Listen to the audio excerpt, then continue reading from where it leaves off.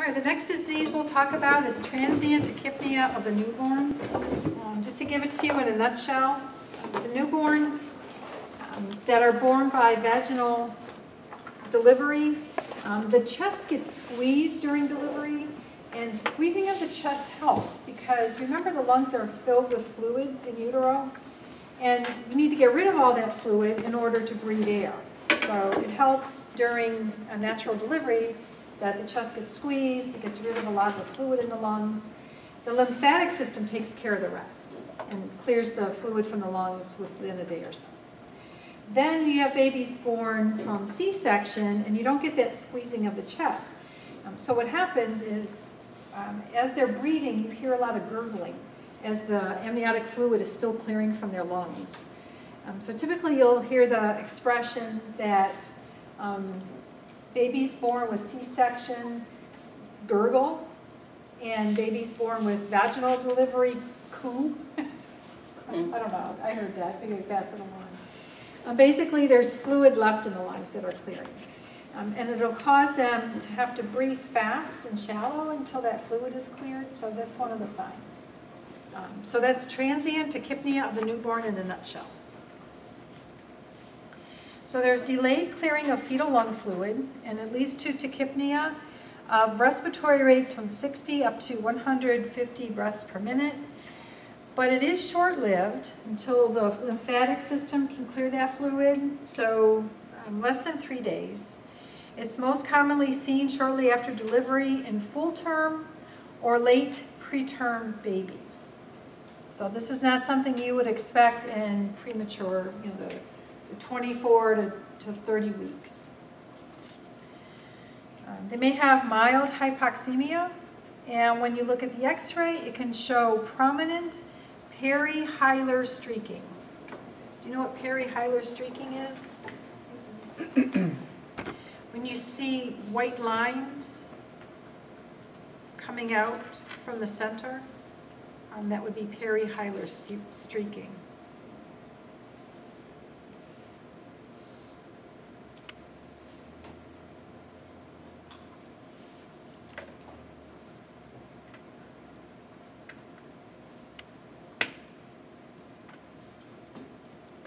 That's a weird looking x-ray. Is that a pneumothorax? See how the heart structures are pushed over? Yep. I don't see any vascular markings. Look at the diaphragm, how it's pushed down.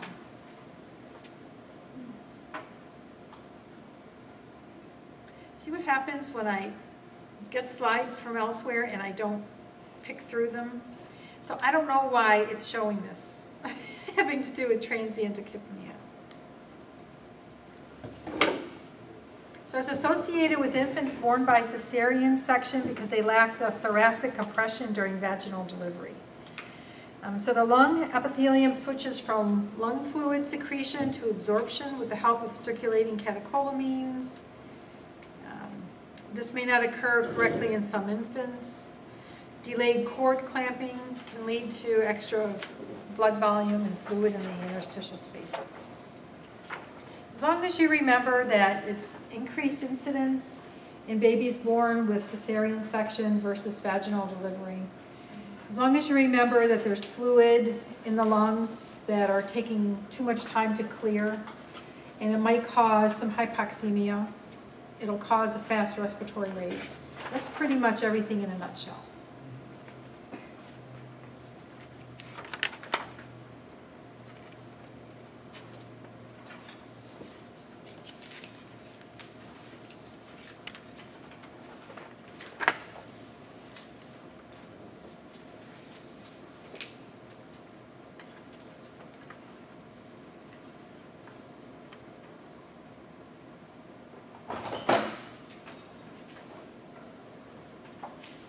Okay, tell me what you're seeing in this picture. Yeah, you see the retractions occurring? Yeah. So with lung fluid in the lungs, it makes the lungs stiff and makes it hard to breathe. So along with the tachypnea, you're going to see retractions. Flared nostrils when you have respiratory distress. Oxygen therapy is usually all that's needed. It usually doesn't progress to needing CPAP or mechanical ventilation. Neonatal tachypnea is defined as a respiratory rate of greater than 60 per minute.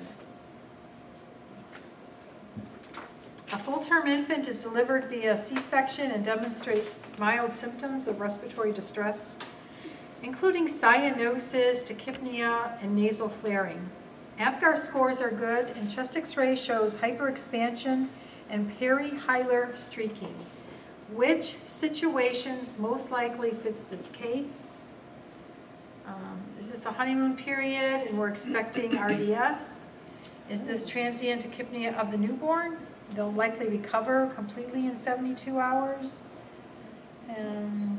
Could be. Is it early stages of pneumonia and some other nonsense? So yes, the answer is letter B.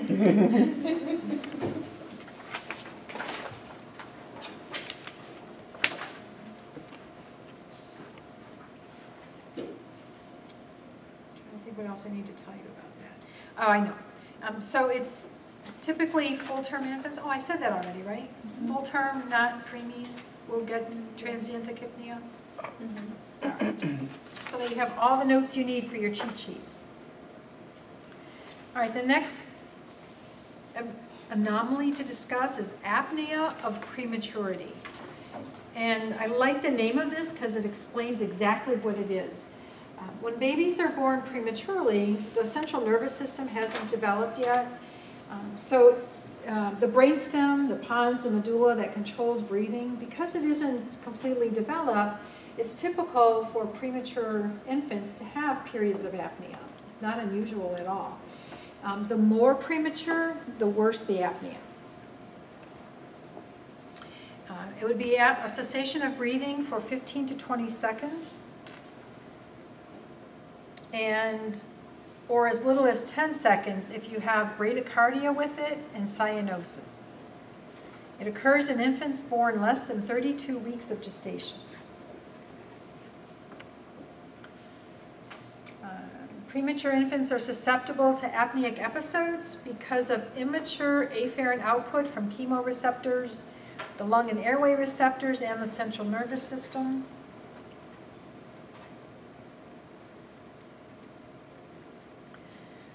So to treat apnea, it says to utilize tactile stimulation for primary apnea. So if you see a neonate that's apneic and you walk over and just start talking to them, touch their legs, move them a little bit, it's enough to startle them awake and then they start breathing again. The IPPB machines, I don't know if we even pull them out anymore to show them to you. There's these green boxes, and every respiratory therapist used to have their own IPPB machine. And you'd give, instead of nebulizer treatments and duonebs, you'd go from patient to patient and give positive pressure breaths. So one day I walked into neonatal ICU, and I see an IPPB machine next to the isolette, and I see the circuit going inside. Well, what they had done was put a test lung on the circuit and put the test lung underneath the baby's mattress, and they set a rate. So every 10 seconds, the mattress would come up, and then on exhalation, the mattress would fall again and startle the baby. So it was like constantly startling them, and that's how they treated these apneic episodes. I haven't seen that in a while, so maybe somebody decided that's not a good idea. Now they just give caffeine. Really? Yeah. So most babies are on caffeine, or theophylline is another stimulant for stimulating the central nervous system. To treat it now, instead of sticking a test lung under the mattress, it's treated with caffeine. Theophylline also is a respiratory stimulant.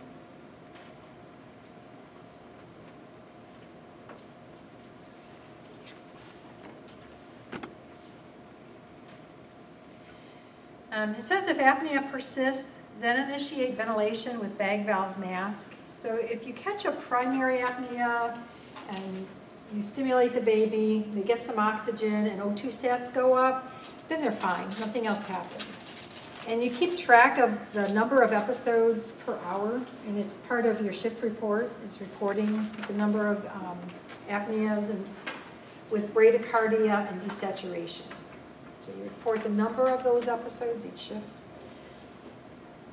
But if you stimulate, give some oxygen, and they don't start breathing, that's a secondary apnea, and now you start breathing for them. So you have to start bagging them.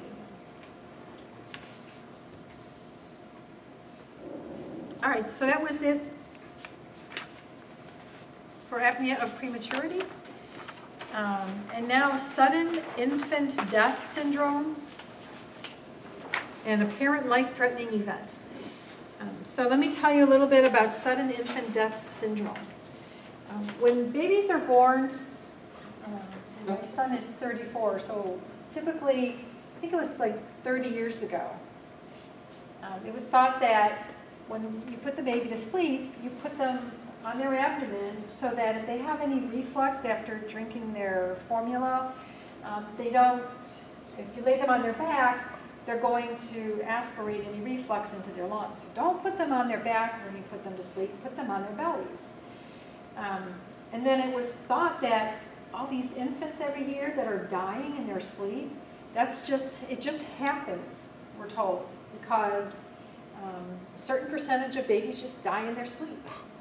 Then they found out, no, they're not dying in their sleep. Their little heads aren't strong enough to lift up, and they're suffocating themselves because their nose and their face are getting buried in the sheets. You can get buried in a loose blanket in the crib. And that's why babies are dying. It's not just, say, babies die. It's because they were being suffocated when they were sleeping. So lo and behold, don't put babies to sleep on their bellies. You put babies to sleep on their back. Even a wedge was allowed for a while. I put mine on the side. Yeah. On a side? That's still okay? Have them on their side. And lo and behold, babies don't just die in their sleep. There's still a small percentage, like moms that smoke during pregnancy, and I think there's another 1 or 2 factors. But isn't that amazing, all these kids that died? Because they were told by the doctors or whoever to put them on their stomach. Yeah. Yeah.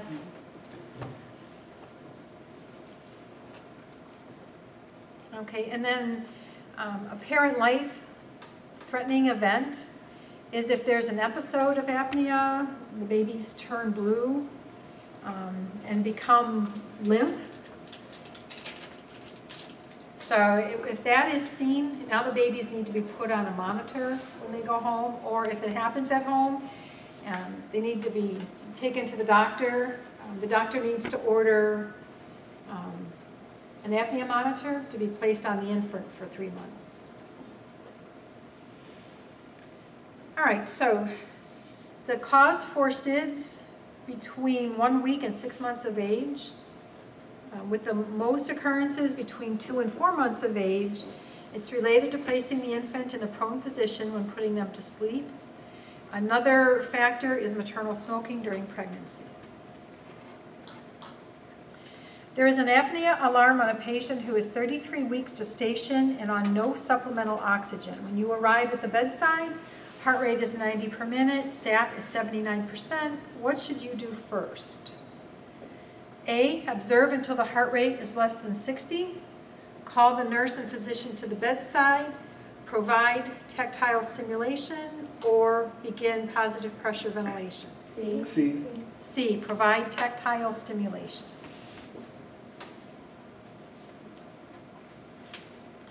The baby begins breathing again. This becomes the 5th episode of apnea with bradycardia and hypoxemia in the last 4 hours. The nurse states that the patient is scheduled to be discharged home in the AM. The patient, we have to pick some. 1, likely has apnea of prematurity. 2, should be discharged on a home cardiorespiratory monitor. 3, may be septic. 4, should be prescribed caffeine citrate. And 5, should not be discharged home in the AM. And we have to pick A, B, C, or D. B? Yeah, I say B. But he says it's 33 weeks, but this says that it's less than 32 weeks that they can have apnea of prematurity. Yeah, so it's not apnea of prematurity. So then, yeah, then if it's not, And it's then it would be D, yeah. But No, it can't if be there's- septic, though. Wait, the answer's Yeah, there? maybe there is sepsis. 33 weeks, so they're developed enough For it not to be. for it not to be apnea of prematurity. Mhm. But why are they desatting? Why is the heart rate falling? So there's something else going on with the baby. I would say don't discharge. Yeah. It doesn't sound good. All right, so something with 5 in there. C. So, C or A or B? It has to be D. it has to be D. It's not 1, it has to be D. Or the answer's just not there. All right, so in order for caffeine to be given, that means that we've got a premature baby with apnea of prematurity. I don't think this is an apnea of prematurity baby because they're 33 weeks of gestation. Maybe they I meant meant 32. Girl, get out my head. For real. You guys do that a lot. All right, so what if this baby was 30 weeks? What would your answer be? Oh, so it could be B, yeah.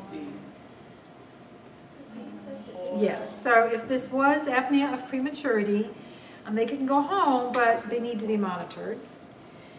They should be prescribed caffeine because of the immature central nervous system. If you keep it stimulated, you're not going to have these periods of apnea. And that's what, 1, 2, and 4? Mm-hmm. Well, B, yeah. Yeah, 1, 2, and 4 would be B if it was 30. a premature baby. But they're saying 33 weeks, it won't be happening. Okay. All right, did I confuse anybody? Any questions on this? I have a question about the caffeine. How long do they normally prescribe that for? Like, is there for the first few weeks until their central nervous system? I guess it depends on how old the baby is. Right. So probably up to 36 weeks of gestation. So if they're born at 28, just keep them on it until they're about 36 weeks. Question? So they had, what is that, 6 episodes or 5 episodes of apnea in 4 hours, and they're gonna let the baby go home? That's that's normal? Because I would think you would want the baby to stay just to monitor. Well, they're not saying all Maybe we that. can add it. Did we choose that? Yeah. Well, I mean, No, I think we're thinking sepsis. So if they're 33 weeks, I gave a different scenario. I used this example to give a different scenario. Oh, okay. So if it is apnea of prematurity, then it would be okay for the baby to be discharged just on a monitor at home? Yeah. It would. So, yeah, but this baby is presenting something different. So maybe I shouldn't have mentioned apnea of prematurity to go along with it. With sepsis, was the heart rate increase or decrease? Isn't it opposite, maybe? Yeah, I mean, that was a question on your test too. Mm-hmm. So you get an initial increase in heart rate, and then with hypoxemia, heart rate begins to fall. Yeah.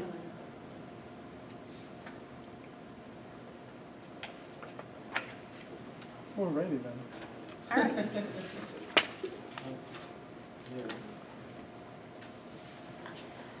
All right, omphalocele versus gastroschisis. This is when the abdominal contents don't go up into the thorax, but they come out of the body and develop.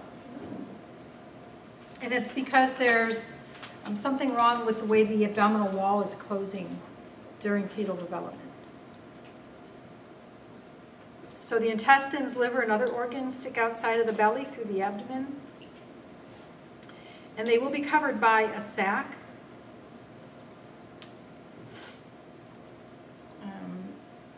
This occurs in 1 out of every 5,386 babies each year in the United It's States. so specific.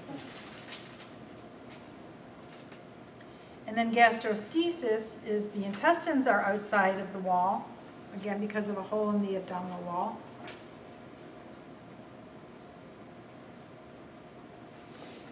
So there's 1 in 2,229 babies born each year with gastroschisis. Are you able to tell that the baby's going to be born that way through ultrasound? Yes. Yeah, so you can know this before delivery. So do they opt for a C-section or do they? Yeah, I would imagine so. That would be a pretty messy vaginal delivery. Wouldn't it? Yes, absolutely. All right, so occurrence of omphalocele gastroschisis increases with alcohol, tobacco use of the mom during pregnancy. If they're on antidepressives, the selective serotonin reuptake inhibitors, SSRIs, that increases this chances of this happening. Teenage pregnancy, there's an increased occurrence as well as with obesity. Oh, that's all. So here's the ultrasound showing the intestines or organs outside of the abdomen. Wow. And then after birth, the intestines and organs are placed in this plastic pack, and they call it a silo. And it keeps them moist, protects them from drying out. And they'll push part of this back into the abdomen, but it's done slowly over a long period of time. So you push a little bit of the contents back into the abdomen, and then the next day you push a little bit more, and eventually you get it all back in. Really? And they seal it off like through surgical procedures? Mm-hmm. Yeah, it just seems like a lot, doesn't it? To get all of this back into this little tiny abdomen. That's where it's supposed to go, so. Yeah, that's true.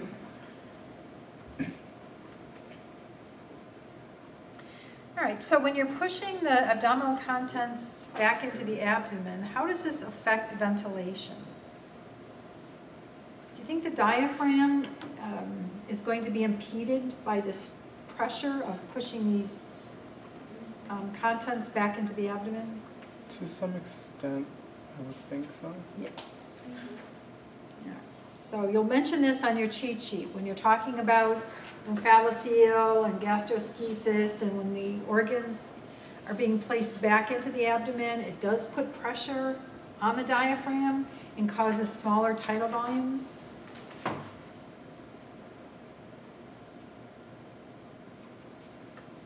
So you may need to get a blood gas afterward and check for your level of CO2 and O2.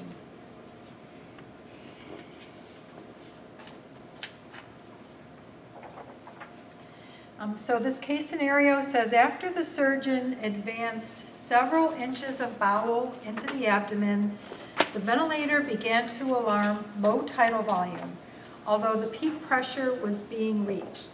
What do you think is the cause of the alarm?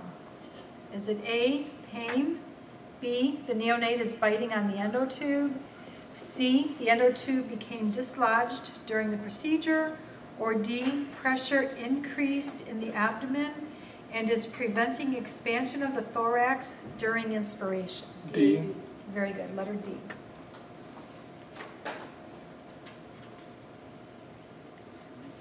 Must be, what mode of ventilation do you think they're using? Pressure. Yeah.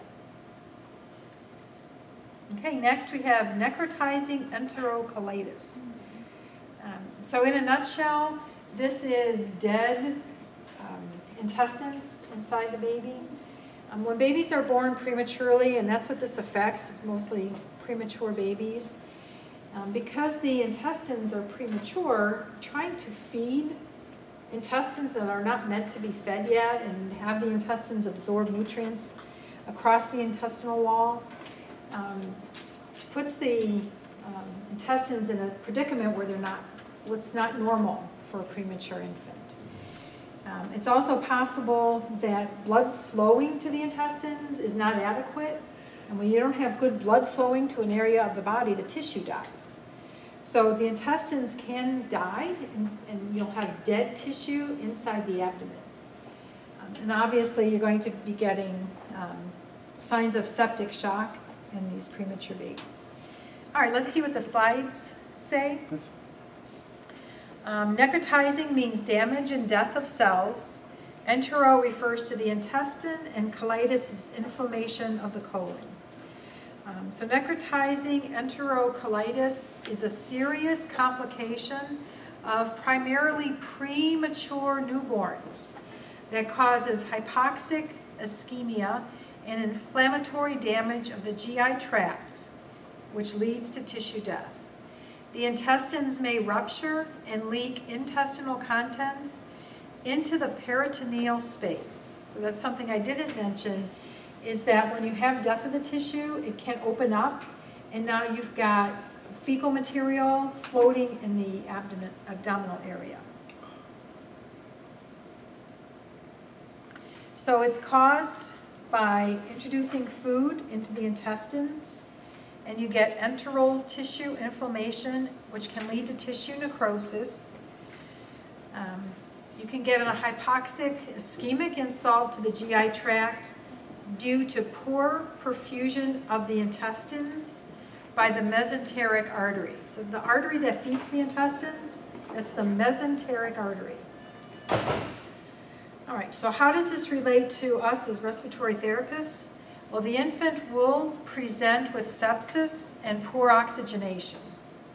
So when you have inflammation in one place in the body, the inflammatory mediators travel throughout the body, and they cause inflammation in the lungs. So you'll start seeing infiltrates in the lung, even though everything is happening in the abdomen.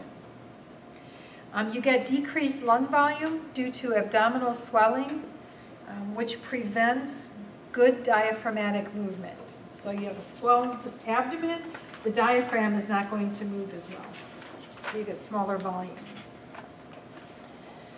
All right, so once this is diagnosed, they stop feeding them, obviously. Try to get rid of all the air that's accumulating in the intestines. The baby's placed on antibiotics. If they have abnormal coagulopathies because of it, that gets straightened out. And everything else is supportive. They have to have the necrotic intestine cut out, so that requires surgery. So once this is discovered, they need to go to surgery and have the dead intestines removed. What do they do as far as, the future of the baby with the intestines? I mean, once they cut that out, they just sew the good parts together. oh, they're still good. Okay. Yeah. Okay. And then as the intestines grow, they can grow normally. Okay. So just oxygenized delivery to the tissue as far as the respiratory management. If you notice decreased compliance, increased resistance from the inflammation going on in the lungs, you just treat that. These babies do well with high frequency ventilation also.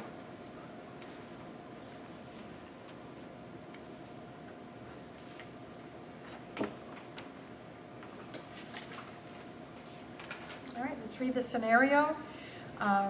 Wow, this is small on the overhead. I can imagine on your handout it's probably microscopic.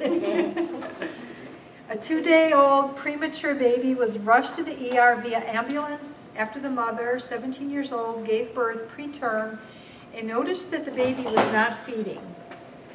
Initial assessment of the baby was done by the ER doctor and was found to have a distended, tender abdominals, intolerance to feeding, which is reported by the mother, rectal bleeding, erythema of the abdominal wall.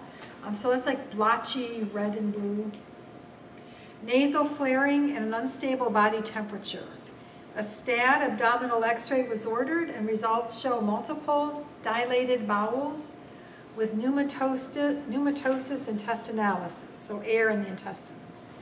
Lab report came back showing evidence of abnormally low platelets, abnormally low neutrophil count, and severe metabolic acidosis. Do you know why you'd have low neutrophils if you have this bad infection in the body?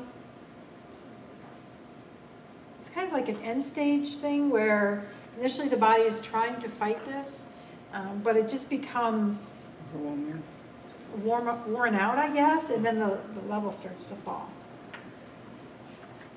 So IV fluids, ampicillin, were immediately started, and the patient was intubated and transported to pediatric ICU. This clinical representation is indicative of which of the following? E.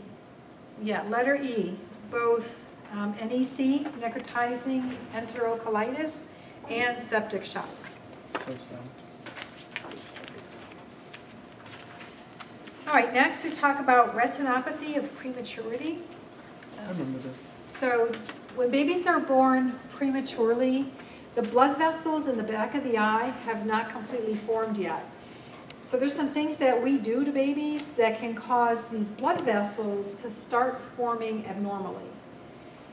One thing is if there's too much oxygen present in the blood vessels and we allow the oxygen saturation to be too high, the blood vessels that form go out of control. You get like proliferation of all these blood vessels growing in the back of the eye, very abnormally. All these abnormal blood vessels cause blindness. So the retina doesn't need a whole bunch of blood vessels back there in order to function. But all these abnormal blood vessels that proliferate cause blindness. So it's been related to high levels of oxygen in the blood. So high PaO2, not the percentage of oxygen on the vent, but the amount of oxygen in the blood is one factor. Changing levels of blood pressure is another cause. So let's go through the slides.